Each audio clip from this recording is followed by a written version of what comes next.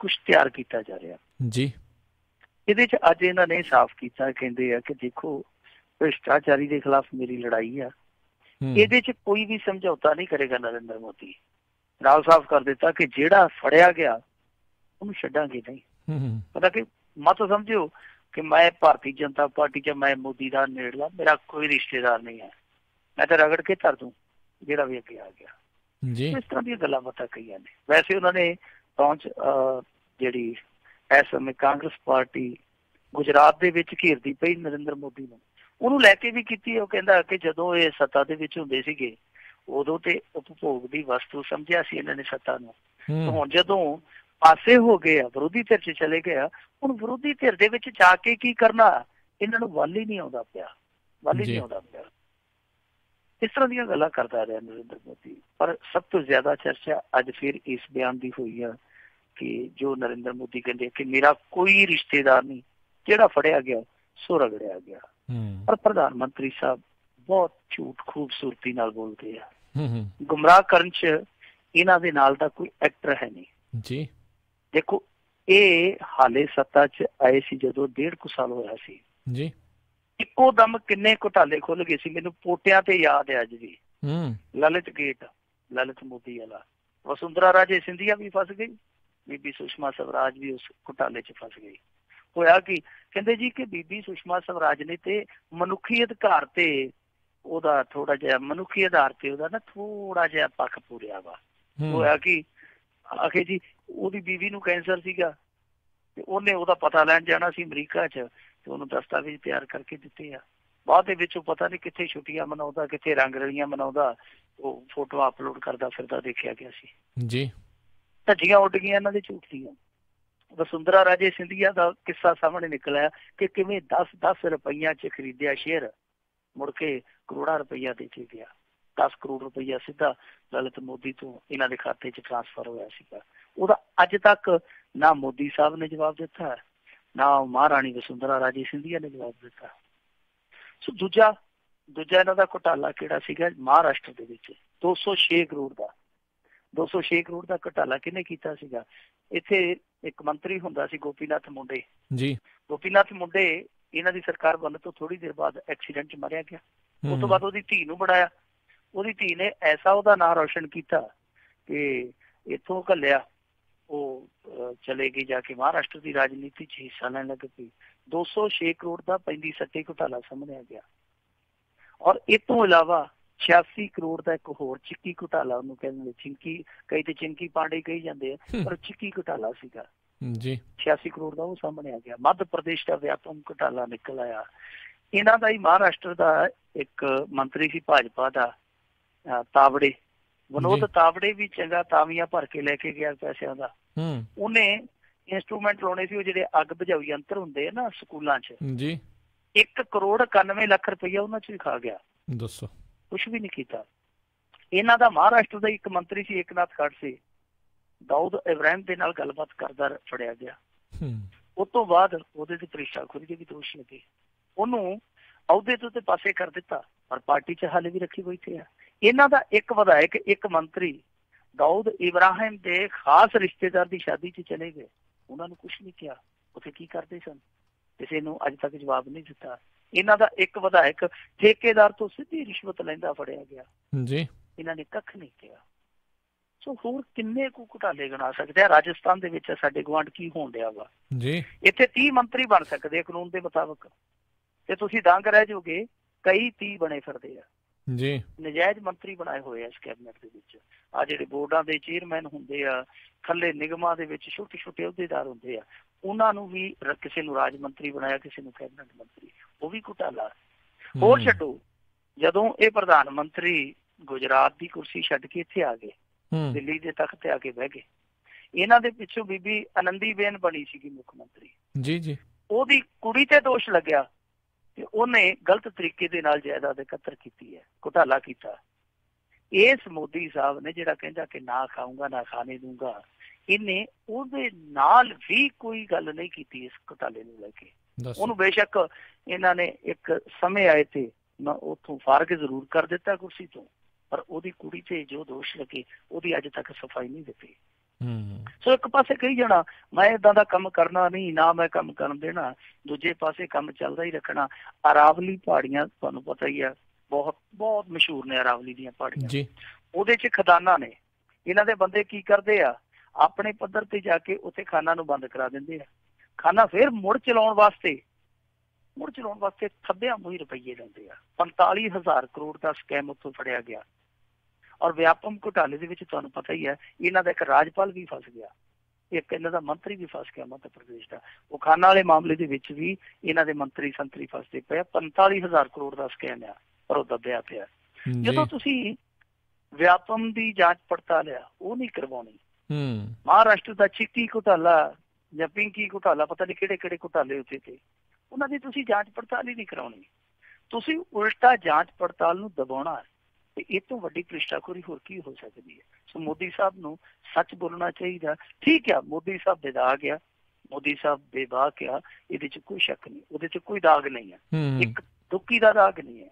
ਪਰ ਜੋ ਇਹ ਕਹਿਣਾ ਕਿ ਜੀ ਅਸੀਂ ਇਹ ਕਰ ਦਿਆਂਗੇ, ਉਹ ਕਰ ਦਿਆਂਗੇ, ਕਿਸੇ ਨੂੰ ਖਾਣ ਨਹੀਂ ਦਿਆਂਗੇ ਆਪਦੇ ਸੰਗੀ ਸਾਥੀ ਨੂੰ, ਉਹ ਬਿਲਕੁਲ ਗਲਤ ਗੱਲ ਆ।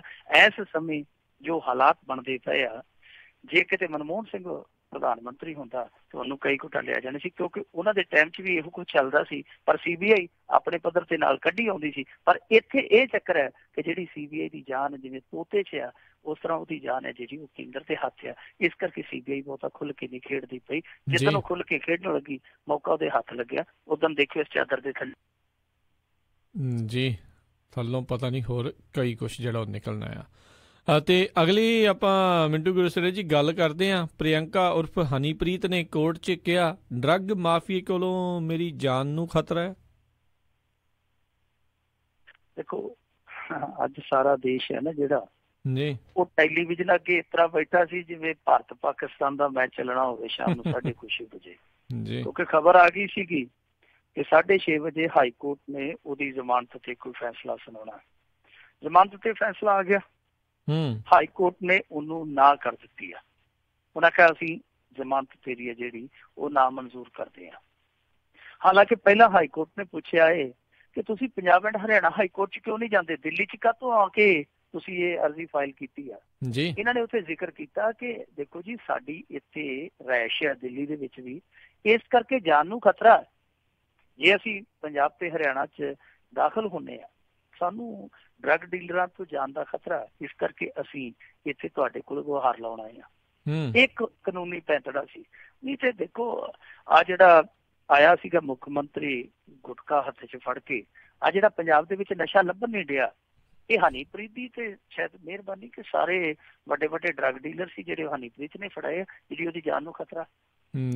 ਦੇਖੋ ਕਿੱਡਾ ਝੂਠ ਮਾਰਿਆ। ਕੀ ਇਹਦਾ ਡਰੱਗ ਡੀਲਰਾਂ ਨਾਲ ਇਹਦਾ ਰੌਲਾ, ਕਿ ਕਿੰਨੀ ਕੁ ਇਹਨੇ ਵੱਡੀ ਜੰਗ ਲੜੀ ਹੈ ਡਰੱਗ ਡੀਲਰਾਂ ਦੇ ਖਿਲਾਫ।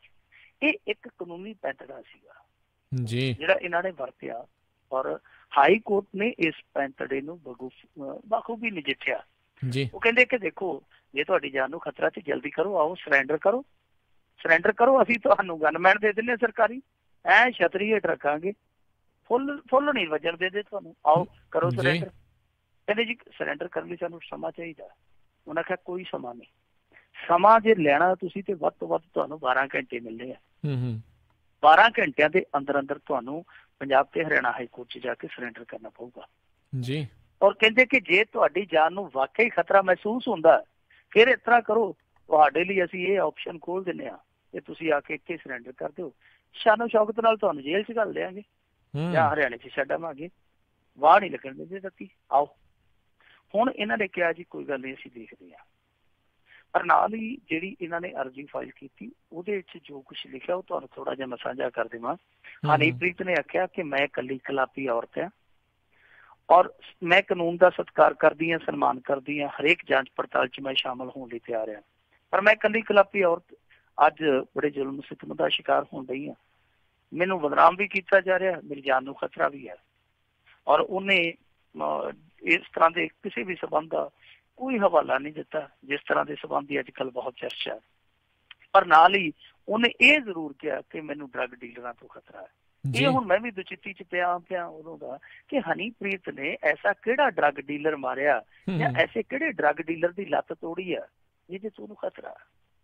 ਪਰ ਬਾਵਜੂਦ ਇਸ ਦੇ ਹੁਣ ਹਾਈ ਕੋਰਟ ਨੇ ਇਹਦੀ ਜ਼ਮਾਨਤ ਰੱਦ ਦਿੱਤੀ ਹੈ। ਸਵਾਲ ਇਹ ਉੱਠਣਾ ਲਾਜ਼ਮੀ ਹੈ ਕਿ ਇਸ ਸਮੇਂ ਹੁਣ ਹੋ ਕੀ ਸਕਦਾ, ਕਿਉਂਕਿ ਇਹਦੇ ਕੋਲ 12 ਘੰਟੇ ਆ। ਤਾਂ ਮੈਂ ਜੋ ਸੋਚਦਾ, ਮੈਂ ਜੋ ਦੇਖਦਾ, ਇਹ ਇਸ ਤਰ੍ਹਾਂ ਲੱਗਦਾ ਜਿੱਦਾਂ ਉਹ ਜਿਵੇਂ ਹਿੰਦੀ 'ਚ ਇੱਕ ਮੁਹਾਵਰਾ ਨਾ, ਬਣੀ ਤੋਂ ਬਣੀ ਨਹੀਂ ਤੋਂ ਅਬਦਲ ਗਨੀ।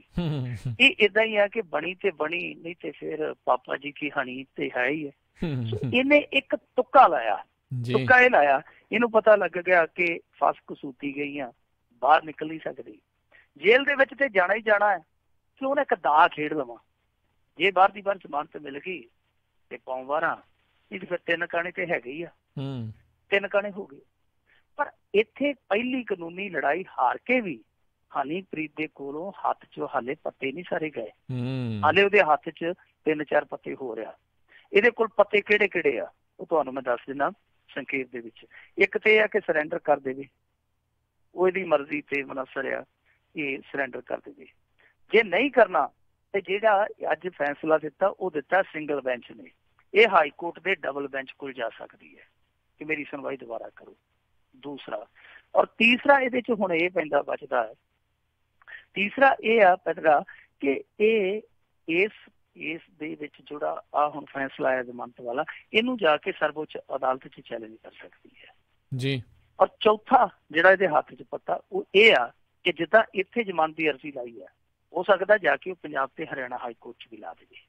ਯਾਨੀ ਇਹਦੇ ਕੋਲ 4 ਪੱਤੇ ਹਾਲੇ ਵੀ ਹੱਥ 'ਚ ਆ। ਦੇਖੋ ਕੱਲ ਨੂੰ ਕਿਹੜਾ ਪੱਤਾ ਇਸਤੇਮਾਲ ਹੁੰਦਾ। ਪਰ ਜਿੱਥੋਂ ਤੱਕ ਜਾਪਦਾ ਉਹ ਇਹ ਆ ਕਿ ਸਰੈਂਡਰ ਵੀ ਹੋ ਸਕਦਾ, ਔਰ ਦੂਸਰਾ ਹੈ ਕਿ ਇਸ ਫੈਸਲੇ ਨੂੰ ਜੋ ਅੱਜ ਇਹ ਜ਼ਮਾਨਤ ਦੀ ਰੱਦ ਕੀਤੀ ਗਈ ਹੈ, ਇਹਨੂੰ ਚੈਲੰਜ ਵੀ ਕੀਤਾ ਜਾ ਸਕਦਾ। ਪਰ ਇਹ ਨਿਰਭਰ ਕਰੇਗਾ ਇਹਨਾਂ ਦੇ ਵਕੀਲਾਂ ਦੇ ਪੈਨਲ ਤੇ। ਜੇ ਵਕੀਲਾਂ ਦੇ ਪੈਨਲ ਨੂੰ ਲੱਗਦਾ ਕਿ ਗਾਂ ਸਾਡਾ ਕੁਝ ਵੱਟਿਆ ਨਹੀਂ ਜਾਣਾ, ਗਾਂ ਐਵੇਂ ਟਾਈਮ ਵੇਸਟ ਕਰਨ ਦਾ ਕੋਈ ਫਾਇਦਾ ਨਹੀਂ, ਫਿਰ ਉਹ ਕਹਿ ਸਕਦੇ ਆ ਕਿ ਐਵੇਂ ਭੱਜਣ ਭਜਾਉਣ ਦੇ ਵਿੱਚ ਜਿਹੜੇ ਦਿਨ ਵਿਅਰਥ ਗਵਾ ਰਹੇ ਹੋ, ਉਹੀ ਦਿਨ ਤੁਸੀਂ ਜੇਲ੍ਹ ਦੇ ਵਿੱਚ ਕੱਟ ਕੇ, ਕਸਟਡੀ 'ਚ ਕੱਟ ਕੇ ਆਪਣੀ ਜ਼ਮਾਨਤ ਹਾਸਲ ਕਰੋ ਤੇ ਆਪਣੇ ਘਰ ਨੂੰ ਜਾਓ। ਤੇ ਜੇ ਵਕੀਲਾਂ ਨੇ ਕਹਿਤਾ ਕਿ ਨਹੀਂ ਆਪਣਾ ਕੁਝ ਵਟਿਆ ਜਾਊਗਾ, ਫਿਰ ਹੋ ਸਕਦਾ ਕਿ ਇੱਕ ਕਾਨੂੰਨੀ ਚਾਰਾਜੋਈ ਹੋਰ ਕਰ ਲੈਣ। ਪਰ ਇਹ ਸਭ ਕੁਝ ਹੁਣ ਕੱਲ ਨੂੰ ਪਤਾ ਲੱਗੂਗਾ ਕਿ ਕੀ ਬਣਦਾ। ਪਰ ਅੱਜ ਹਨੀਪ੍ਰੀਤ ਦੀ ਜਿਹੜੀ ਇਹ ਪਹਿਲੀ ਕੋਸ਼ਿਸ਼ ਸੀਗੀ ਉਹ ਨਾਕਾਮ ਹੋ ਗਈ। ਜੀ ਅਗਲੀ ਆਪਾਂ ਮਿੰਟੂ ਜੀ ਗੱਲ ਕਰਦੇ ਹਾਂ। ਸਿੱਧੂ ਦਾ ਬਿਆਨ ਆਇਆ ਵੀ ਪੁਲਿਸ ਵਿਭਾਗ ਮੈਨੂੰ ਦਿਓ, ਜ਼ਿੰਮੇਵਾਰੀ ਦਿਓ ਜਰਾ ਮੈਨੂੰ, ਤੇ ਨਸ਼ੇ ਵਾਲਾ ਲੱਭ ਕੇ ਜਾਊਂਗਾ, ਨਹੀਂ ਤਾਂ ਮੈਂ ਫਿਰ ਰਾਜਨੀਤੀ ਛੱਡ ਦਊਂਗਾ। ਇਹ ਮਿੰਟੂ ਜੀ ਕੀ ਇਹ ਕੈਪਟਨ ਦੇ ਉੱਤਰਾਧਿਕਾਰੀ ਦੀ ਖੋਜ ਆ ਕਿ ਆਪਣੇ ਆਪ ਨੂੰ ਉਸ ਲਿਸਟ ਦੇ ਵਿੱਚ ਪਹਿਲੇ ਨੰਬਰ ਤੇ ਲਿਆਉਣ ਦੀ ਜਿਹੜੀ ਗੱਲ ਆ ਕਿ ਲੋਕਾਂ ਨੂੰ ਭੁਲੇਖਿਆਂ ਦੇ ਵਿੱਚ ਰੱਖਣ ਦੀ ਦੌੜ ਆ, ਹੈ ਕੀ ਚੱਲ ਕੀ ਰਿਹਾ? ਕਿਉਂਕਿ ਬਿਆਨ ਬਹੁਤ ਆਉਂਦੇ ਨੇ, ਹੁੰਦਾ ਕੁਛ ਨਹੀਂ ਹੈ। ਦੇਖੋ ਜਿਹੜਾ ਨਵਜੋਤ ਸਿੱਧੂ ਹੈ ਨਾ, ਉਹ ਉਹਨਾਂ ਬੰਦਿਆਂ ਚੋਂ ਜਿਨ੍ਹਾਂ ਨੇ ਘੱਟ ਦਾ ਪਾਣੀ ਪੀਤਾ ਹੁੰਦਾ, ਇੱਥੋਂ ਤੱਕ ਕਿ ਸ਼ਮਸ਼ਾਨ ਘਾਟ ਦਾ ਵੀ ਪਾਣੀ ਪੀਤਾ ਹੁੰਦਾ, ਇਹ ਉਹਨਾਂ ਬੰਦਿਆਂ ਚੋਂ ਆ। ਨਵਜੋਤ ਸਿੱਧੂ ਬਹੁਤ ਸ਼ਾਤਰ ਖਿਡਾਰੀ ਆ। ਨਵਜੋਤ ਸਿੱਧੂ ਇੱਕ ਐਸੀ ਖੇਡ ਖੇਡਦਾ ਪਿਆ, ਮੇਰੇ ਖਿਆਲ ਦੇ ਨਾਲ ਉਹਦਾ ਤੋੜ ਹੈ ਜਿਹੜਾ, ਉਹ ਜਿਹੜੇ ਟਕਸਾਲੀ ਕਾਂਗਰਸੀ ਉਹਨਾਂ ਦੇ ਕੋਲ ਵੀ ਹੈ ਨਹੀਂ। ਉਹ ਦੇਖੋ ਕਿਸ ਤਰ੍ਹਾਂ ਆਪਣਾ ਬੇਸ ਬਣਾ ਰਿਹਾ ਪੰਜਾਬ ਦੇ ਲੋਕਾਂ ਦੇ ਵਿੱਚ। ਐਕਸ਼ਨ ਵੀ ਕਰਦਾ ਪਿਆ, ਐਕਸ਼ਨ ਦੇ ਨਾਲ ਨਾਲ ਉਹ ਇਹੋ ਜਿਹੇ ਕੰਮ ਵੀ ਕਰਦਾ ਪਿਆ ਕਿ ਲੋਕ ਜਿਹੜੇ ਉਹਦੇ ਕੱਟੜ ਆਲੋਚਕ ਆ, ਸਾਡੇ ਵਰਗੇ ਵੀ ਆ ਜਿਹੜੇ, ਉਹ ਵੀ ਕਹਿੰਦੇ ਆ ਕਿ ਬੱਲੇ ਬੱਲੇ ਬੱਲੇ ਸਿੱਧੂ ਨੇ ਚੰਗਾ ਕੰਮ ਕੀਤਾ। ਜਿੱਦਾਂ ਕਣਕ ਸੜੀ ਤੋਂ ਆਪਣੀ ਜੇਬ ਦੇ ਵਿੱਚੋਂ ਪੈਸੇ ਦੇ ਦੇਣੇ, ਈਦੂ ਸ਼ਰੀਫ ਜੀ ਨੂੰ ਮਾਲੀ ਇਮਦਾਦ ਦੇ ਦੇਣੀ, ਅਜਮੇਰ ਔਲਖ ਜੀ ਨੂੰ ਮਾਲੀ ਇਮਦਾਦ ਦੇ ਦੇਣੀ। ਇਸ ਤਰ੍ਹਾਂ ਕਰਕੇ ਉਹ ਹਮਦਰਦੀ ਵੀ ਕੱਟਣ ਡਿਆ ਬਰੋਬਰ ਲੋਕਾਂ ਦੀ, ਨਾਲ ਹੀ ਐਕਸ਼ਨ ਵੀ ਕਰ ਦਿੰਦਾ। ਉਹ ਆਪਣੇ ਵਿਭਾਗ ਦੇ ਹੋਰ ਤੇ ਉਹਦੇ ਕੋਲ ਸੌ ਨਹੀਂ ਪੈਂਦਾ ਨਾ, ਉਹਦੇ ਕੋਲ ਸਥਾਨਕ ਸਰਕਾਰਾਂ ਦਾ ਮਹਿਕਮਾ ਹੈ। ਉਹ ਉਸ ਮਹਿਕਮੇ ਦੇ ਵਿੱਚ ਜਿੰਨਾ ਕੁ ਉਹਦੇ ਹੱਥ ਲੱਗਦਾ ਛਾਂਟਾ, ਉਹਨਾਂ ਕੁ ਹੰਟਰ ਚਲਾ ਦਿੰਦਾ। ਇਹਦੇ ਨਾਲ ਲੋਕੀ ਕਹਿੰਦੇ ਆ ਕਿ ਦੇਖੋ ਦੂਸਰੀ ਕਾਂਗਰਸ ਹੈ ਜਿਹੜੀ, ਉਹ ਸੁਸਰੀ ਵਾਂਗੂ ਸੌਂ ਕੇ ਚੱਲਦੀ ਪਈ ਆ। ਇੱਕ ਇਕੱਲਾ ਨਵਜੋਤ ਸਿੱਧੂ ਆ ਜਿਹੜਾ ਬਹਾਦਰ ਆਦਮੀ ਆ, ਉਹ ਜਿਹੜਾ ਕੋਈ ਉਹਨੂੰ ਲੱਗਦਾ ਇਹ ਬੰਦਾ ਜਿਹੜਾ ਰਿਸ਼ਵਤਖੋਰੀ ਆ, ਇਹ ਬੰਦਾ ਜਿਹੜਾ ਭ੍ਰਿਸ਼ਟਾਖੋਰੀ ਕਰਦਾ, ਉਹ ਝਟਕਾ ਦਿੰਦਾ।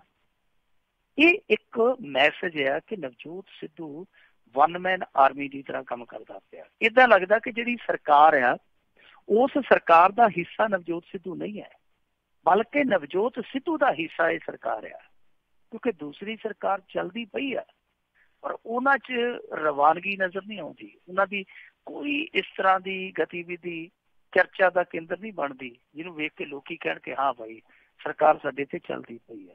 ਸਰਕਾਰ ਚੱਲਦੀ ਜ਼ਰੂਰ ਪਈ ਆ, ਪਰ ਉਹਦੀ ਜਿਹੜੀ ਲੈਅ ਆ ਉਹ ਬਿਲਕੁਲ ਢਿੱਲੀ ਆ। ਪੁਰਜੇ ਉਹਦੇ ਢਿੱਲੇ ਹੋਏ ਪਏ ਆ। ਨਵਜੋਤ ਸਿੱਧੂ ਜੋ ਕਰਦਾ ਪਿਆ, ਦੇਖੋ ਇਹਦੇ ਚ ਮੈਂ ਮੰਨਦਾ, ਜਿਵੇਂ ਤੁਸੀਂ ਕਿਹਾ, ਬਿਲਕੁਲ ਮੈਂ ਵੀ ਇਸ ਗੱਲ ਨਾਲ ਸਹਿਮਤ ਹਾਂ ਕੁਛ ਹੱਦ ਤੱਕ, ਕਿ ਨਵਜੋਤ ਸਿੱਧੂ ਕੁਛ ਸੋਚ ਕੇ ਚੱਲਦਾ ਪਿਆ। ਦੇਖੋ ਨਾ, ਭਾਰਤੀ ਜਨਤਾ ਪਾਰਟੀ ਦੇ ਖਿਲਾਫ ਅੱਜ ਤੱਕ ਵੀ ਨਵਜੋਤ ਸਿੱਧੂ ਉਲਟ ਨਹੀਂ ਬੋਲਦਾ, ਅੱਜ ਤੱਕ ਵੀ।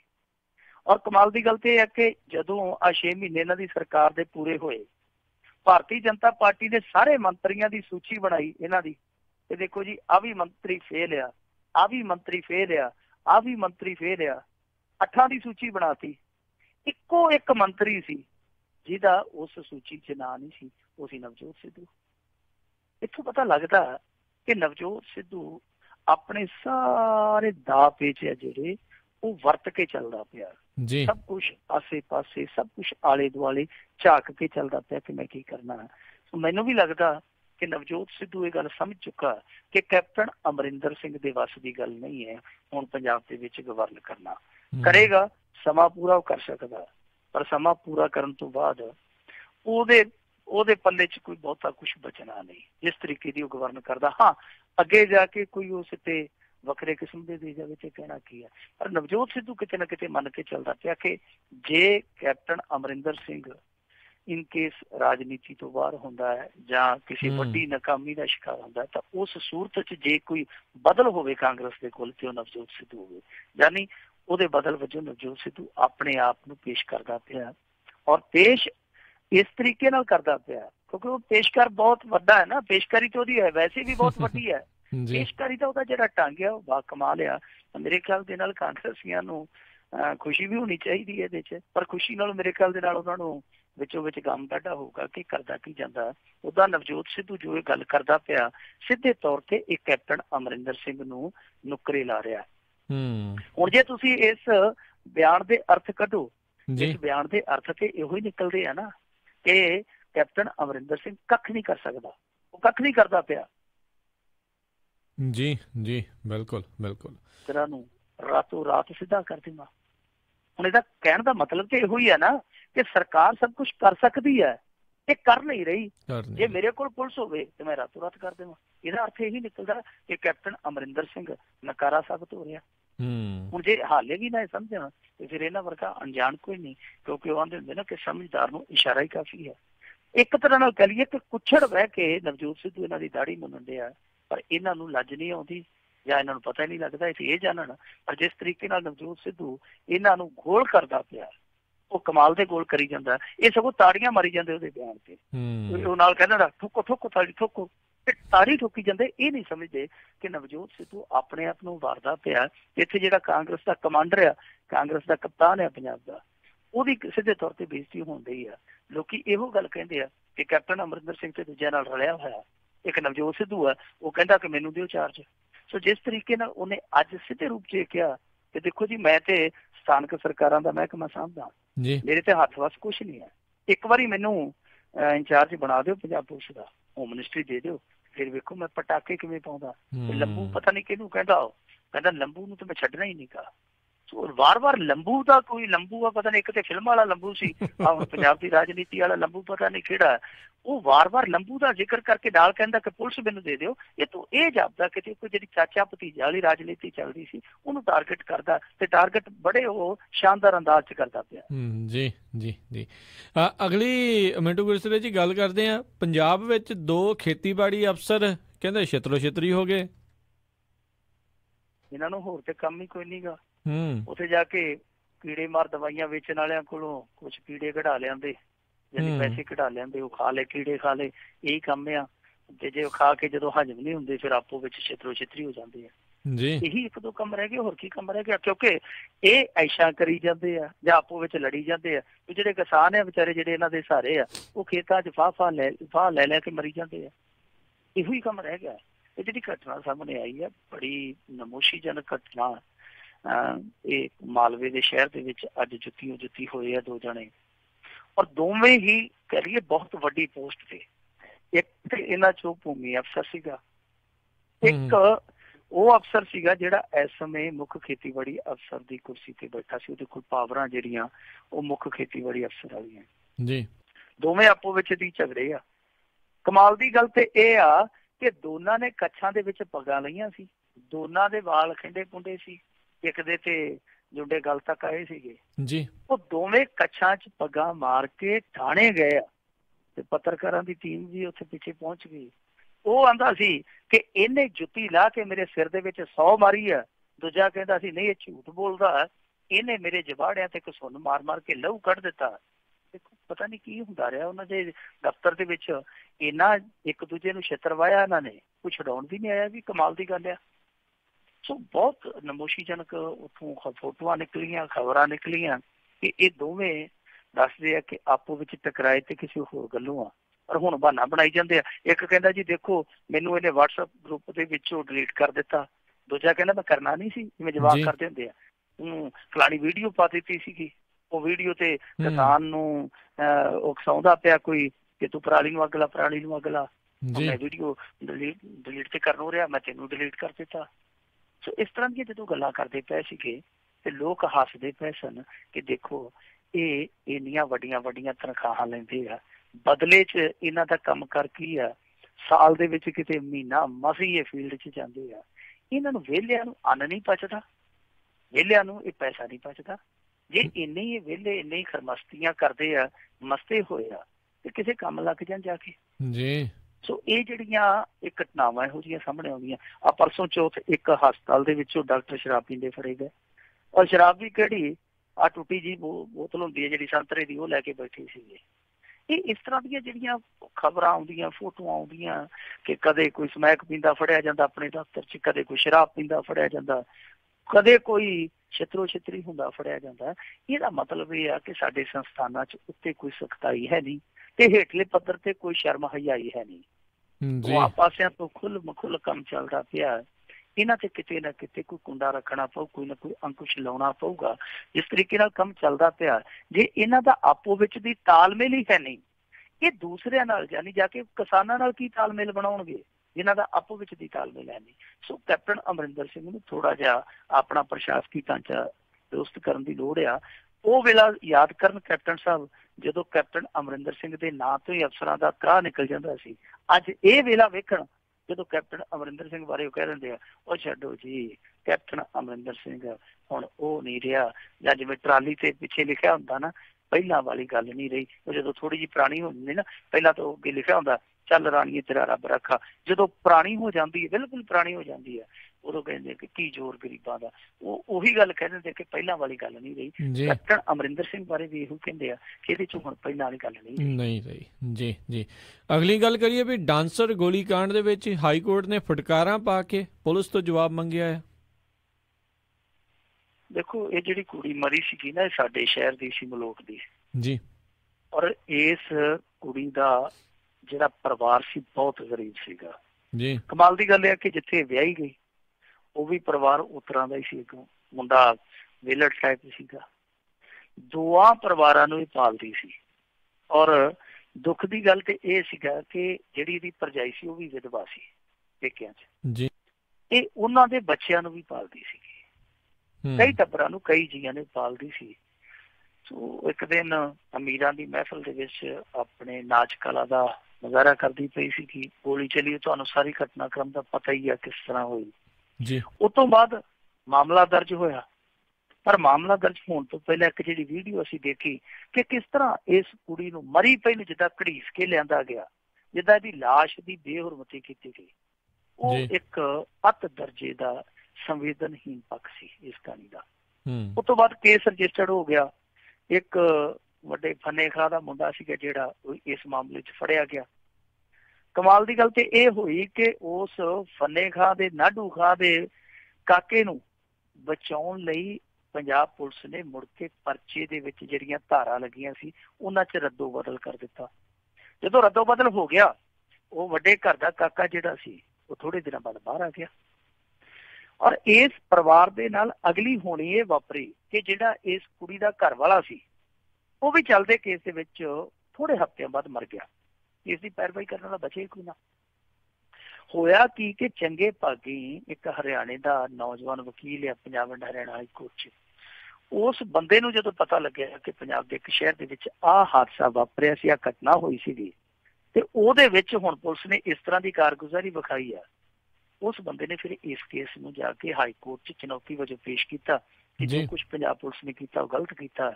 ਫਿਰ ਹਾਈ ਕੋਰਟ ਨੇ ਕੱਲ ਨਾਲੇ ਤੇ ਇਹਨਾਂ ਨੂੰ ਝਾੜਾਂ ਪਾਈਆਂ, ਫਟਕਾਰਾਂ ਪਾਈਆਂ, ਨਾਲੇ ਜਿਹੜਾ ਇੱਥੋਂ ਦਾ ਇਨਵੈਸਟੀਗੇਸ਼ਨ ਦਾ ਮੁਖੀ ਹੈ ਜ਼ਿਲ੍ਹਾ ਪੁਲਿਸ ਦਾ, ਉਹਨੂੰ ਕਿਹਾ ਕਿ ਭਾਈ ਤੂੰ ਆਪਣਾ ਹਲਫਨਾਮਾ ਦੇ ਅਗਲੀ ਤਰੀਕ ਤੇ, ਤੂੰ ਹਲਫਨਾਮਾ ਦੇ ਕੇ ਕੀਤਾ ਕੀ ਹੈ ਤੇ ਕਿਉਂ ਕੀਤਾ, ਕਾਰਨ ਕੀ ਹੈ, ਆ ਜਿਹੜਾ ਤੁਸੀਂ ਧਾਰਾ ਨੂੰ ਬਦਲਿਆ ਇਹਦਾ ਕਾਰਨ ਕੀ, ਰੀਜ਼ਨ ਕੀ ਆ, ਫਿਰ ਉਸ ਤੋਂ ਬਾਅਦ ਅਸੀਂ ਵੇਖਾਂਗੇ ਤੁਹਾਡੇ ਨਾਲ ਕੀ ਕਰਨਾ। ਇਹਦਾ ਮਤਲਬ ਹੈ ਕਿ ਹਾਈ ਕੋਰਟ ਸੈੱਟ ਹੋ ਗਿਆ। ਆਉਣ ਵਾਲੇ ਦਿਨਾਂ 'ਚ ਹੋ ਸਕਦਾ ਕਿ ਇਸ ਮੁਕੱਦਮੇ ਦੇ ਵਿੱਚ ਨਾ ਸਿਰਫ ਪੁਲਿਸ ਤੇ ਕੋਈ ਕਾਰਵਾਈ ਹੋ ਜਾਵੇ, ਬਲਕਿ ਵਾਪਸ ਫਿਰ ਧਾਰਾ ਉਹੀ ਲੱਗ ਜਾਵੇ ਜਿਹਨੂੰ ਬਦਲ ਕੇ ਇਹਨਾਂ ਨੇ ਦੋਸ਼ੀ ਨੂੰ ਬਾਹਰ ਕੀਤਾ ਸੀ। ਔਰ ਇੱਕ ਕੇਸ ਇਸ ਦੇ ਵਿੱਚ ਨਵੀਂ ਚੀਜ਼ ਇਹ ਵਾਪਰੀ ਕਿ ਉਹ ਜਿਹੜਾ ਬੰਦਾ ਜ਼ਮਾਨਤ ਤੇ ਗਿਆ ਸੀਗਾ, ਉਸ ਬੰਦੇ ਦੀ ਹਾਈ ਕੋਰਟ ਨੇ ਜ਼ਮਾਨਤ ਕੈਂਸਲ ਕਰ ਦਿੱਤੀ, ਉਹਨੂੰ ਵਾਪਸ ਜੇਲ੍ਹ 'ਚ ਜਾਣਾ ਪਿਆ। ਹੁਣ ਦੁਬਾਰਾ ਉਹਨੇ ਫਿਰ ਹਾਈ ਕੋਰਟ 'ਚ ਬੇਲ ਲਾਈ ਆ। ਅੱਗੇ ਹਾਈ ਕੋਰਟ ਬੇਲ ਦਿੰਦਾ ਜਾਂ ਨਹੀਂ ਦਿੰਦਾ ਇਹ ਵੀ ਵੇਖਣਾ ਹੋਏਗਾ। ਪਰ ਜਿਸ ਤਰੀਕੇ ਦੇ ਨਾਲ ਪੁਲਿਸ ਨੇ ਇਹ ਧਾਰਾ ਬਦਲੀ, ਜਿਸ ਤਰੀਕੇ ਨਾਲ ਖੇਡ ਖੇਡੀ, ਉਹ ਵਾਕਿਆ ਸ਼ਰਮਨਾਕ ਆ। ਕਿਉਂਕਿ ਅਸੀਂ ਸਮਝ ਸਕਦੇ ਹਾਂ ਕਿ ਜਿਸ ਜਗ੍ਹਾ ਤੇ ਇੱਕ ਸਭ ਕੁਝ ਵਾਪਰਿਆ, ਮਨਸ਼ਾ ਚਾਹੇ ਕੋਈ ਰਹੀ ਹੋਵੇ, ਭਾਵਨਾ ਚਾਹੇ ਕੋਈ ਰਹੀ ਹੋਵੇ, ਉੱਥੇ ਭੀੜ ਤੇ ਹੈ ਨਾ। ਔਰ ਉਹ ਜਿਹੜਾ ਇਲਾਕਾ ਜਿੱਥੇ ਭੀੜ ਜਮਾ ਹੋਈ, ਉਸ ਇਲਾਕੇ ਦੇ ਵਿੱਚ ਉਸ ਜਗ੍ਹਾ ਤੇ ਹਥਿਆਰ ਲਿਜਾਣ ਦੀ ਤੇ ਮਨਾਹੀ ਆ। ਪਹਿਲਾ ਗੁਨਾਹ ਤੇ ਇਹੋ ਹੀ ਆ ਕਿ ਇੰਨੀ ਭੀੜ ਦੇ ਵਿੱਚ ਪਾਬੰਦੀ ਲੱਗਣੇ ਹੋਣ ਦੇ ਬਾਵਜੂਦ ਉੱਥੇ ਕੋਈ ਹਥਿਆਰ ਕੱਢਦਾ, ਇਹ ਸਭ ਤੋਂ ਵੱਡਾ ਗੁਨਾਹ। ਦੂਜਾ ਇਹ ਕਿ ਉੱਥੇ ਲਾ ਕੇ ਲੰਡੂ ਜੇ 4 ਪੈਗ ਉਹ ਬਣ ਕੇ ਸਲਮਾਨ ਖਾਨ ਉੱਥੋਂ ਹਥਿਆਰ ਕੱਢ ਕੇ ਅੱਗੇ ਲਹਿਰਾਉਂਦਾ ਹਵਾ ਦੇ ਵਿੱਚ, ਦੂਸਰਾ ਗੁਨਾਹ ਤੇ ਇਹ ਆ। ਤੀਜਾ ਗੁਨਾਹ ਇਹ ਆ ਕਿ ਉਹਦੀ ਗੋਲੀ ਦੇ ਨਾਲ ਕੋਈ ਜੀ ਮਰ ਜਾਂਦਾ, ਔਰ ਉਸ ਜੀ ਦੇ ਨਾਲ ਜਿੰਨੇ ਪੇਟ ਜੁੜੇ ਹੁੰਦੇ ਆ ਉਹ ਜਿਉਂਦੇ ਜੀ ਮਰ ਜਾਂਦੇ ਆ। ਇਹ ਸਾਰੀਆਂ ਚੀਜ਼ਾਂ ਜੇ ਵਾਪਰਦੀਆਂ ਤੇ ਉਹਨੂੰ ਪੁਲਿਸ ਕਹਿ ਦਿੰਦੇ ਨਹੀਂ ਜੀ ਇਹ ਤੇ ਇੱਕ ਹਾਦਸਾ ਸੀ। ਹਾਦਸਾ ਕਿਵੇਂ? ਕੋਈ ਸੜਕ ਤੇ ਥੋੜੀ ਹੋਇਆ ਹਾਦਸਾ। ਇਹ ਹਾਦਸਾ ਤਾਂ ਹੋਇਆ ਕਿਉਂਕਿ ਤੁਸੀਂ ਗੁਨਾਹਦਾਰ ਗੁਨਾਹ ਕੀਤਾ। ਪਹਿਲਾਂ ਤੁਸੀਂ ਗੁਨਾਹ ਇਹ ਕਰਕੇ ਗਏ ਹੋ ਕਿ ਤੁਸੀਂ ਉਸ ਜਗ੍ਹਾ ਤੇ ਹਥਿਆਰ ਲਗਾਏ ਜਿੱਥੇ ਹਥਿਆਰ ਲਿਜਾਣਾ ਹੀ ਨਹੀਂ ਬਣਦਾ। ਦੂਜਾ ਇਹ ਕਿ ਫਿਰ ਤੁਸੀਂ ਉੱਥੇ ਲਿਜਾ ਕੇ ਹਥਿਆਰਾਂ ਦਾ ਪ੍ਰਦਰਸ਼ਨ ਕਰਦੇ ਹੋ। ਤੀਸਰਾ, ਫਿਰ ਤੁਹਾਡੇ ਤੋਂ ਇਸ ਤਰ੍ਹਾਂ ਦੀ ਘਟਨਾ ਨੂੰ ਅੰਜਾਮ ਦਿੱਤਾ ਜਾਂਦਾ। ਚੌਥਾ, ਫਿਰ ਤੁਸੀਂ ਕਾਨੂੰਨ ਨਾਲ ਖਿਲਵਾੜ ਕਰਦੇ ਹੋ। ਇੰਨੇ ਤੇ ਗੁਨਾਹ ਕਰੀ ਜਾਂਦੇ, ਹਾਲੇ ਗੁਨਾਹ ਥੋੜੇ ਆ। ਸੋ ਇੱਥੇ ਪੁਲਿਸ ਦੀ ਕਾਰਗੁਜ਼ਾਰੀ ਹੈ ਜਿਹੜੀ ਸਵਾਲਾਂ ਦੇ ਘੇਰੇ 'ਚ ਆ। ਉਦਾਂ ਇਹੋ ਜਿਹੇ ਮਸਲੇ ਆ ਜਿਹੜੇ ਸਾਡੇ ਪੰਜਾਬ 'ਚ ਬਹੁਤ ਵਾਪਰਦੇ ਆ, ਜੇ ਉਹਨਾਂ ਨੂੰ ਅਸੀਂ ਰੋਕਣਾ ਹੋਵੇ ਤੇ ਇਹੋ ਜਿਹੇ ਕੇਸ ਮਿਸਾਲ ਦੇ ਤੌਰ ਤੇ ਸਾਨੂੰ ਪੇਸ਼ ਕਰਨੇ ਚਾਹੀਦੇ ਆ। ਪਰ ਇਸ ਮਾਮਲੇ 'ਚ ਜਿਹੜੀ ਪੁਲਿਸ ਨੇ ਮਿਸਾਲ ਪੇਸ਼ ਕੀਤੀ ਹੈ ਉਹ ਤੇ ਅੱਤ ਦਰਜੇ ਦੀ ਘਟੀਆ। ਜੀ ਜੀ ਜੀ। ਤੇ ਆਪਾਂ ਜਾਂਦੇ ਜਾਂਦੇ ਮਿੰਟੂ ਜੀ ਗੱਲ ਕਰ ਲਈਏ, ਆਮ ਆਦਮੀ ਪਾਰਟੀ ਨੂੰ ਗੁਰਦਾਸਪੁਰ ਚੋਣ ਤੋਂ ਪਹਿਲਾਂ ਝਟਕਾ, ਕੁਛ ਆਗੂਆਂ ਨੇ ਦਿੱਤੇ ਅਸਤੀਫੇ। ਕੁਛ ਨੇ ਦਿੱਤੇ ਆ, ਕੁਛ ਕਹਿੰਦੇ ਆ ਕਿ ਦੇ ਕੇ ਚਲੇ ਜਾਵਾਂਗੇ। ਉਹ ਕਹਿੰਦੇ ਕਿ ਆਲੇ ਮਾਏ ਸਾਂਭ ਪੁੰਜੀਆਂ ਧੀਆਂ ਕਰ ਚਲੀਆਂ ਸਰਦਾਰੀ। ਦੇਖੋ, ਆਮ ਆਦਮੀ ਪਾਰਟੀ ਨੇ ਜਿਹੜੇ ਕੰਡੇ ਆਪ ਮੁੱਠਾਂ ਭਰ ਕੇ ਖਿਲਾਰ ਕੇ ਬੀਜੇ ਸਨ ਨਾ ਆਪਦੇ ਵਿਹੜੇ 'ਚ, ਉਹੀ ਚੁਭਣ ਡਏ ਆ। ਇਹਨਾਂ 'ਚ ਜਿਹੜੇ ਬੰਦੇ ਗਏ ਆ ਮੁੱਖ ਤੌਰ ਤੇ ਉਹ ਕਮਲਪ੍ਰੀਤ ਸਿੰਘ ਕਾਕੀ ਸਾਹਿਬ ਆ। ਕਾਕੀ ਸਾਹਿਬ ਦੇ ਨਾਲ ਇੱਕ ਕਾਕਾ ਵੀ ਚਲੇ ਗਿਆ ਮੇਰੇ ਖਿਆਲ ਦੇ ਨਾਲ, ਜਾਗੋ ਵਾਲੀ ਆ, ਭਾਗੋ ਵਾਲੀ ਆ ਸ਼ਾਇਦ। ਇਹ ਦੋਵੇਂ ਜਿਹੜੇ ਗਏ ਆ, ਇਹਨਾਂ ਚੋਂ ਕਾਕੀ ਸਾਹਿਬ ਦਾ ਤੇ ਪਿਛੋਕੜ ਤੁਹਾਨੂੰ ਪਤਾ ਹੀ ਆ ਕਿ ਕਿਵੇਂ ਉਹ ਆਏ ਤੇ ਕਿਵੇਂ ਆ ਕੇ ਉਹਨਾਂ ਨੇ ਇੱਥੇ ਸਭ ਕੁਝ ਸੈੱਟ ਕੀਤਾ। ਉਸ ਤੋਂ ਬਾਅਦ ਫਿਰ ਦੂਜਿਆਂ ਨਾਲ, ਕਿਉਂਕਿ ਮੋਹ ਪਿਆਰ ਤੇ ਪੁਰਾਣਾ ਹੀ ਸੀਗਾ, ਫਿਰ ਉਹਨਾਂ ਦੇ ਨਾਲ ਹੇਜ ਜਾਗਿਆ, ਫਿਰ ਵਾਪਸ ਚਲੇ ਗਏ। ਹੁਣ ਕਮਾਲ ਦੀ ਗੱਲ ਤੇ ਇਹ ਆ ਕਿ ਇਹ ਕਹਿੰਦੇ ਆ ਜੀ ਕਿ ਦੇਖੋ ਇਹ ਜਿਹੜੇ ਬੰਦੇ ਗਏ ਆ, ਦੋ ਜਿਹੜੇ ਇਹਨਾਂ ਦੇ ਮੁੱਖ ਨੇਤਾ ਗਏ, ਕਿਉਂਕਿ ਇੱਕ ਤੇ ਮਾਝਾ ਜ਼ੋਨ ਦਾ ਇੰਚਾਰਜ ਸੀ, ਦੂਸਰਾ BC ਦਾ ਇਹਨਾਂ ਦਾ ਸਟੇਟ ਦਾ ਆਗੂ ਸੀਗਾ ਭਾਗੋਵਾਲੀਆ ਸਾਹਿਬ। ਉਹ ਕਹਿੰਦੇ ਜੀ ਕਿ ਅਸੀਂ ਇਹਨਾਂ ਦੇ ਅਧਿਕਾਰ ਪਹਿਲਾਂ ਹੀ ਖੋਏ ਹੋਏ ਸਨ, ਇਹ ਤੇ ਐਵੇਂ ਤੁਰੇ ਫਿਰਦੇ ਸੀ, ਚਲੇ ਗਏ, ਸਾਨੂੰ ਕੀ ਫਰਕ ਪੈਂਦਾ। ਪਰ ਜਿਹੜਾ ਕਾਕੀ ਸੀਗਾ, ਕੁਛ ਦਿਨ ਪਹਿਲਾਂ ਤੱਕ ਜਦੋਂ ਛੋਟਾ ਘੱਲੂਘਾਰਾ ਗੁਰਦੁਆਰੇ ਦਾ ਰੌਲਾ ਪਿਆ, ਉਦੋਂ ਇਹ ਕਾਲੀਆਂ ਦੇ ਨਾਲ ਜਾ ਕੇ ਧਰਨੇ ਲਾਉਂਦਾ ਰਿਹਾ, ਇੱਥੋਂ ਤੱਕ ਕਿ ਕਾਲੀਆਂ ਦੇ ਨਾਲ ਗ੍ਰਿਫਤਾਰੀਆਂ ਦੇਣ ਤੱਕ ਗਿਆ। ਉਦੋਂ ਇਹਨਾਂ ਨੂੰ ਦੀਦਾ ਨਹੀਂ ਸੀ, ਉਦੋਂ ਹੀ ਇਸ ਬੰਦੇ ਨੂੰ ਇਹਨਾਂ ਨੇ ਬਰਖਾਸਤ ਕੀਤਾ ਹੁੰਦਾ ਪਾਰਟੀ 'ਚ, ਤੇ ਅੱਜ ਇਹਨਾਂ ਦੀ ਹਾਲਤ ਇਹ ਨਾ ਹੁੰਦੀ ਕਿ ਇਹ ਕਹਿੰਦੇ ਆ ਜੀ ਅਸੀਂ ਉਹਨਾਂ ਦੀਆਂ ਪਾਵਰਾਂ ਪਹਿਲਾਂ ਹੀ ਖੋਹੀਆਂ ਹੋਈਆਂ ਸੀ। ਉਹ ਕਹਿੰਦੇ ਨਹੀਂ ਜੀ, ਅਸੀਂ ਪਾਵਰਾਂ ਦੇ ਨਾਲ ਲੈਸ ਹਾਂ, ਪਰ ਅਸੀਂ ਇਸ ਪਾਰਟੀ ਨੂੰ ਇਸ ਕਰਕੇ ਛੱਡਦੇ ਪਏ ਹਾਂ ਕਿ ਜਿਹੜਾ ਇਹਨਾਂ ਨੇ ਕੈਂਡੀਡੇਟ ਦਿੱਤਾ ਉਹ ਪੈਰਾਸ਼ੂਟਡ ਆ। ਉਹ ਆਪਣੇ ਕੈਂਡੀਡੇਟ ਨੂੰ ਕਹਿ ਰਹੇ ਆ ਕਿ ਇਹ ਕੈਂਡੀਡੇਟ ਬਾਹਰ ਦਾ, ਇਹ ਬਾਹਰੀ ਪੈਰਾਸ਼ੂਟਡ ਆ, ਅਸੀਂ ਇਹਨੂੰ ਮਨਜ਼ੂਰ ਹੀ ਨਹੀਂ ਕਰਦੇ। ਹੁਣ ਉਹ ਚਲੇ ਗਏ, 10 ਜਣਿਆਂ ਨੇ ਹੋਰਾਂ ਨੇ ਅਸਤੀਫੇ ਦੇ ਦਿੱਤੇ ਆ, ਤੇ ਦੱਸਦੇ ਆ ਕਿ 5-7 ਜਿਹੜੇ ਹਥਿਆਰ ਬੈਠੇ ਆ ਉਹ ਘਰਾਂ 'ਚ ਏਡਾ ਮੂੰਹ ਬਣਾਇਆ ਹੋਇਆ ਉਹਨਾਂ ਨੇ। ਉਹ ਕਹਿੰਦੇ ਆ ਜੀ ਕਿ ਸਾਨੂੰ MP ਬਣਾ ਦਿਓ, ਬਸ ਖੜੇ ਪੈਰ। ਹੁਣ ਉਹਨਾਂ ਨੂੰ ਕਿਵੇਂ ਮਨਾਉਂਦੇ ਆ ਜਿਹੜੇ ਇਹਨਾਂ ਨੂੰ ਘਾਟੇ ਪੈ ਰਹੇ ਆ ਉਤੋਂ, ਕਿਉਂਕਿ ਘੁੱਗੀ ਸਾਹਿਬ ਵੀ ਆ ਜਿਹੜੇ ਉਹ ਵੀ ਦੱਸਦੇ ਪੰਜੇ ਤੇ ਬਹਿਣ ਨੂੰ ਕਾਲੇ ਆ। ਇਹ ਸਾਰਾ ਕੁਝ ਜੋ ਵਾਪਰਦਾ ਪਿਆ ਆਮ ਆਦਮੀ ਪਾਰਟੀ ਲਈ ਚੰਗਾ ਨਹੀਂ ਵਾਪਰਦਾ ਪਿਆ। ਪਰ ਇਹ ਚੀਜ਼ਾਂ ਇਹਨਾਂ ਨੂੰ ਉਦੋਂ ਸੋਚਣੀਆਂ ਚਾਹੀਦੀਆਂ ਸੀ ਜਦੋਂ ਕਿਤੋਂ ਦਾ ਗਲਿਆ ਅਮਰੂਦ, ਕਿਤੋਂ ਦਾ ਗਲਿਆ ਸੇਬ ਚੱਕ ਕੇ ਇਹਨਾਂ ਨੇ ਆਪਣੀ ਟੋਕਰੀ 'ਚ ਪਾ ਲਿਆ ਤੇ ਜਿਹੜਾ ਬੇਦਾਗ ਮਾਲ ਸੀਗਾ ਉਹ ਵੀ ਖਰਾਬ ਕਰ ਲਿਆ। ਹੁਣ ਇਹਨਾਂ ਚੀਜ਼ਾਂ ਨੂੰ ਠੀਕ ਕਿਵੇਂ ਕਰਨਾ, ਦਰੁਸਤ ਕਿਵੇਂ ਕਰਨਾ, ਇਹ ਇਹਨਾਂ ਦੀ ਟੀਮ ਨੂੰ ਵੇਖਣਾ ਪਵੇਗਾ ਔਰ ਜਲਦੀ ਵੇਖਣਾ ਪਵੇਗਾ। ਔਰ ਜਿਹੜਾ ਨੁਕਸਾਨ ਹੋ ਰਿਹਾ, ਦੇਖੋ ਇਹ ਕਹਿਣ ਬੇਸ਼ੱਕ ਕਿ ਨੁਕਸਾਨ ਹੋਇਆ ਜਾਂ ਨਹੀਂ ਹੋਇਆ, ਪਰ ਨੁਕਸਾਨ ਹੋਇਆ ਜ਼ਰੂਰ ਆ। ਇਹ ਜਿਹੜਾ ਨੁਕਸਾਨ ਹੋਇਆ ਇਹਨੂੰ ਹੁਣ ਕਵਰ ਕਿੱਦਾਂ ਕਰਨਾ, ਇਹ ਰਿਕਵਰੀ ਕਿੱਦਾਂ ਹੋਣੀ ਆ, ਇਹਨਾਂ ਦੀ ਟੀਮ ਨੂੰ ਜਲਦੀ ਕੋਈ ਨਾ ਕੋਈ ਉਪਾਅ ਸੋਚਣਾ ਪਊਗਾ। ਨਹੀਂ ਤੇ ਇਹ ਬੂਟ ਜਰਾਬਾਂ ਕੱਸਦੇ ਰਹਿ ਜਾਣਗੇ ਤੇ ਜਿਹੜੇ ਇਹਨਾਂ ਦੇ ਨਾਲ ਦੇ ਐਥਲੀਟ ਆ ਉਹ ਉਹਨਾਂ ਚਿਰ ਦੇ ਵਿੱਚ ਟਰੈਕ ਦੀ ਰੇਸ ਵੀ ਪੂਰੀ ਕਰ ਲੈਣਗੇ। ਇਹਨਾਂ ਨੂੰ ਜਲਦੀ ਤੋਂ ਜਲਦੀ ਇਹ ਸਾਰੀਆਂ ਜਿਹੜੀਆਂ ਆਪਣੀਆਂ ਅੰਦਰੂਨੀ ਸਮੱਸਿਆਵਾਂ ਇਹਨਾਂ ਤੇ ਕਾਬੂ ਪਾਉਣਾ ਪਊ। ਇਹਨਾਂ ਬਗਾਵਤਾਂ ਤੇ ਜਾਂ ਇਹਨਾਂ ਰੋਸੇ ਗਿਲਿਆਂ ਤੇ ਇਹਨਾਂ ਨੂੰ ਕੁਛ ਨਾ ਕੁਛ ਹੱਲ ਕੱਢਣਾ ਪਊ। ਨਹੀਂ ਤੇ ਫਿਰ ਜਿਵੇਂ ਅੱਗੇ ਉੱਥੋਂ ਝਾੜ ਕੇ ਹੱਥ ਮੁੜਾ ਸੀ ਗੁਰਦਾਸਪੁਰ ਦੇ ਵਿੱਚੋਂ ਸਾਰਿਆਂ ਦੀਆਂ ਜ਼ਮਾਨਤਾਂ ਜ਼ਬਤ ਹੋ ਗਈਆਂ ਸੀ ਸਵਾ ਇੱਕ ਦੇ, ਤੇ ਐਤਕੀ ਤੇ ਮੈਨੂੰ ਲੱਗਦਾ ਇੱਕ ਵੀ ਨਹੀਂ ਦੀਦਾ। ਸੋ ਉੱਥੋਂ ਹੱਥ ਝਾੜ ਕੇ ਮੁੜਨ ਦੀ ਨੌਬਤ ਆਵੇ ਉਦੋਂ ਪਹਿਲਾਂ ਇਹਨਾਂ ਨੂੰ ਮਾੜਾ ਮੋਟਾ ਹੱਥ ਹਿਲਾ ਲੈਣਾ ਚਾਹੀਦਾ। ਜੀ ਤੇ ਮਿੰਟੂ ਗੁਰਸਰੇ ਜੀ ਬਹੁਤ ਬਹੁਤ ਤੁਹਾਡਾ ਧੰਨਵਾਦ ਕਰਦੇ ਹਾਂ। ਤੁਸੀਂ ਜਿਹੜੇ ਜੀ ਸਾਡੇ ਨਾਲ ਜੁੜੇ, ਇਹਨਾਂ ਖਬਰਾਂ ਬਾਰੇ ਸਾਨੂੰ ਵਿਸਤਾਰ ਦੇ ਵਿੱਚ ਜਾਣਕਾਰੀਆਂ ਦਿੱਤੀਆਂ ਤੇ ਅਗਲੀ ਵਾਰ ਤੱਕ ਲਈ ਤੁਹਾਡਾ ਬਹੁਤ ਬਹੁਤ ਧੰਨਵਾਦ, ਮਿਹਰਬਾਨੀ। ਸਤਿ ਸ੍ਰੀ ਅਕਾਲ। ਸਤਿ ਸ੍ਰੀ ਅਕਾਲ। ਤੇ ਸਰੋਤਿਓ ਇੱਥੇ ਹੀ ਸਾਡਾ ਅੱਜ ਦਾ ਇਹ ਪ੍ਰੋਗਰਾਮ ਸਮਾਪਤ ਹੈ। ਮਿਲਾਂਗੇ ਅਗਲੇ ਬੁਲੇਟਿਨ 'ਚ। ਉਦੋਂ ਤੱਕ ਲਈ ਤੁਹਾਨੂੰ ਸਾਰਿਆਂ ਨੂੰ ਬਹੁਤ ਪਿਆਰ ਸਤਿਕਾਰ ਸਾਹਿਬ ਦੋਨੋਂ ਜੁੜ ਕੇ ਨਿੱਘੀ ਜਿਹੀ ਸਤਿ ਸ੍ਰੀ ਅਕਾਲ ਜੀ। ਜਿਉਂਦੇ ਵਾਸਤੇ ਰਹੋ, ਹੱਸਦੇ ਖੇਡਦੇ ਰਹੋ, ਸੁਣਦੇ ਰਹੋ ਪੰਜਾਬੀ ਰੇਡੀਓ USA।